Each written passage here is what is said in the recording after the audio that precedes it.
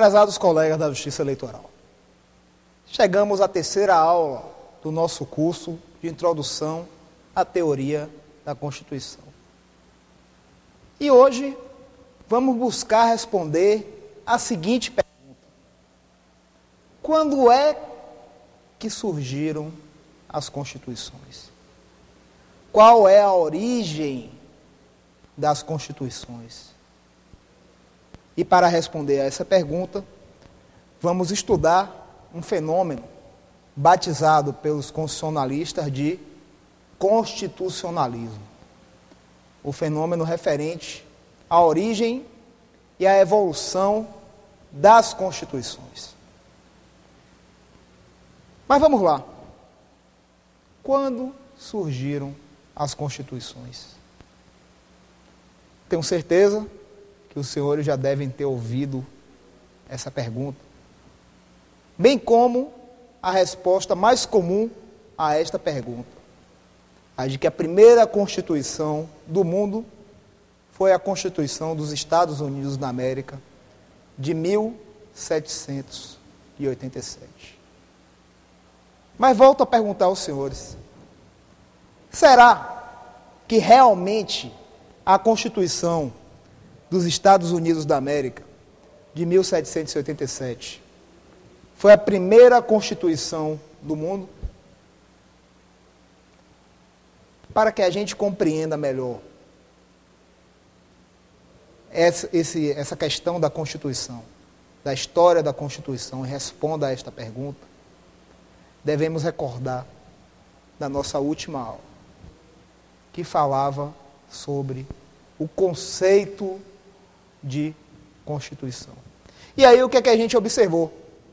Existe um conceito jurídico, um conceito que é consagrado na doutrina, no estudo do direito, nas faculdades, aquela ideia de que a Constituição é a lei maior. Mas vimos também que existe o conceito político de Carl Schmitt, que estabelece o que exatamente? Estabelece que a Constituição é o conjunto de normas fundamentais de qualquer sociedade, relacionadas àquele tripé que nós estudamos na primeira aula: direitos, deveres e garantias fundamentais, organização da sociedade, do Estado, instrumentalização da participação política.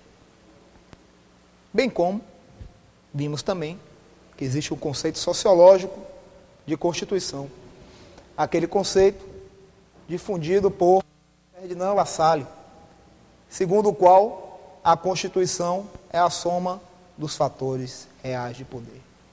Diante disso tudo, o que é que a gente pode observar? Constituição como a lei maior, como algo realmente diferenciado em relação ao restante da legislação, é de fato um fenômeno recente. De fato, a primeira Constituição suprema, dentro dessas características, diferenciada das outras normas, pode-se afirmar que foi a Constituição americana, de 1787. Mas a ideia de uma Constituição congregando direitos, deveres e garantias fundamentais, organização da sociedade e instrumentalização política, as normas relacionadas a esses temas, como a Constituição, essa ideia sempre se fez presente na história da humanidade. Afinal de contas, como já dizia Aristóteles, o homem é um animal político. E sendo um animal político, o homem sempre se organizou em sociedade. E essa sociedade sempre teve uma Constituição, escrita ou não. Diante disso tudo, uma vez que sempre existiram normas de organização dos grupos sociais, de estabelecimento de direitos, de deveres fundamentais, e também de estabelecimento de relações de poder, instrumentalização da participação política, podemos afirmar, sem sombra de dúvidas, que toda a sociedade sempre teve e sempre terá uma Constituição. A Constituição não é fenômeno recente, portanto. No entanto, nós estudamos nas faculdades que a primeira Constituição foi a Constituição dos Estados Unidos. Por que será? Por que será que valorizamos tanto a Constituição americana? por um simples detalhe. Foi de fato a Constituição americana, aquela Constituição que primeiro representou um fenômeno de natureza burguesa, mas fundamental à história da humanidade, ocorrido no século XVIII, e que vai ser um marco de total transformação na história do direito constitucional. O constitucionalismo. O constitucionalismo, movimento social, político, econômico que originou as constituições escritas, supremas, dentro dos ordenamentos jurídicos. Mas o que foi exatamente esse constitucionalismo? Por que ele surgiu? Para que a gente compreenda essa realidade, vamos voltar alguns séculos na história e lembrar da Idade Média. A Idade Média que surgiu no ano de 476 d.C., com a queda do Império Romano do Ocidente. Um momento de grande transformação, onde a Idade Média surge e se dá fim à Idade Antiga, ao período chamado de Antiguidade, onde o feudalismo começa a preponderar como forma de organização social, política, econômica, onde a própria noção de Estado, como aquele conjunto de povo, território e soberania, se perde diante dessa nova estrutura.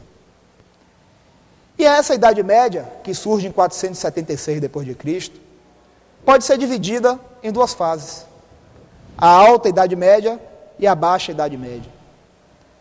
E o marco diferenciador de uma fase para a outra é justamente o século X, o século XI d.C., quando nós temos o ressurgimento das cidades, propiciado pelas cruzadas, pela peste, pelo comércio que volta a florescer. E é o ressurgimento das cidades que vai fazer surgir uma nova classe social, a burguesia, que vai se contrapor ao feudalismo. É nesse momento que a semente do capitalismo é lançada. Lança-se a semente do capitalismo, que vai florescer com a Revolução Industrial. E com esse surgimento das cidades, desse novo modelo econômico, dessa nova classe econômica, nós temos paulatinamente o enfraquecimento do feudalismo. E com o enfraquecimento do feudalismo, com o fortalecimento da burguesia, chegamos ao século XV. Século XV, fundamental na história do homem, porque marca o fim da Idade Média. A Idade Média vai acabar no momento em que vai surgir o Renascimento, em que o homem vai voltar ao centro do universo, abandonando-se de alguma forma o teocentrismo vigente até então. Momento em que os estados nacionais modernos vão se formar, aproveitando-se da conjuntura favorável, da formação de laços culturais entre os povos, mais uma vez da peste que assolava o continente europeu, de diversas condições favoráveis presentes, principalmente da união da burguesia economicamente forte com os príncipes, que propiciou a formação de exércitos e, com a formação desses exércitos, os exércitos mercenários, a constituição dos estados nacionais modernos com a derrota paulatina dos senhores feudais. E aí nós temos início a Idade Média, nesse século XV, período que vai até o século XVIII.